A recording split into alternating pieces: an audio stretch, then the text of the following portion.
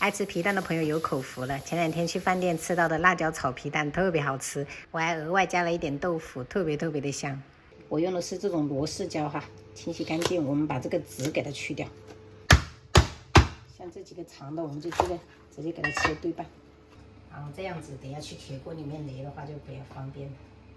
然後先把這個皮蛋給它剝出來哈，家裡剛好只有3個，炒小份就好。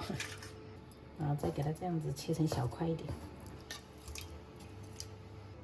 然後準備一塊老豆腐啊，然後对破，然後再給它切。鍋裡不用倒油，我們直接下入這個螺絲膠哈，給它小火擂，味道有點慢慢出來，有一股燒焦味，我就很喜歡這個味道。好了，差不多了，朋友們，像這樣子微微的虎皮狀就好了。然後先給它盛出来哈，放涼。煎豆腐的話，可以撒一點鹽，可以讓它入味，而且防粘。一定要保持中小火煎。這個豆腐要煎到四面都是這種金黃色脆殼，這個狀態是最好吃的。我們先給它盛起來備用哈。接着鍋裡我們留少許油，我們把這個皮蛋給它煎一煎哈，然後可以用鏟子給它切成小塊一點。這個皮蛋煎到那種微微的虎皮狀，真的特別的香。先給它盛起來，然後我們再爆香這個蔥薑蒜啊。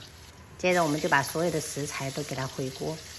調味的話，我們就很簡單了，加入1小勺的鹽，適量的白糖，再來半圈左右的醬油，然後少許的味精，我們給它大火翻炒均勻，這樣炒出來很有鍋氣。然後最後我們給一點清水，我們蓋上給它燜個1分鐘。這道下飯菜強烈建議朋友們去試做一下，不管是皮蛋還是辣椒豆腐都很好吃，絕對不會讓你們失望的。在網上買的那個里脊肉，然後是咖喱味的，然後煎一煎給小朋友吃。然後這一個雷辣椒皮蛋豆腐一定要去試做，很下飯。然後做了一個紫菜丸子湯，這是乾鍋花菜蝦，開吃。你雞肉為啥沒有煮紅啊？那是咖喱。對呀，那是咖喱味啊，寶貝。就是它又不是奧爾良的那個，太香了，好好吃這豆腐。感覺被我改良過後更好吃了。我今年就是過年過後就是吃这種分餐盤，就只要把這些全部給它吃完就不要加了，控量。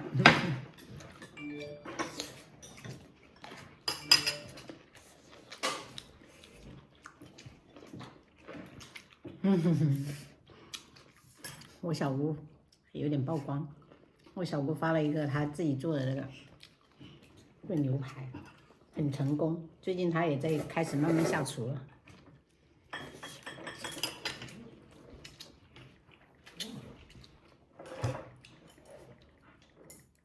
鼓勵一下，顏色很誘人吶。媽媽，我看呀。今天非常熱啊，今天可能有30度的人。31。31。我兒子，我早就吃完这樣子了。薄荷。真好喝啊！夏天喝這種清淡的湯，我最爽。第2碗。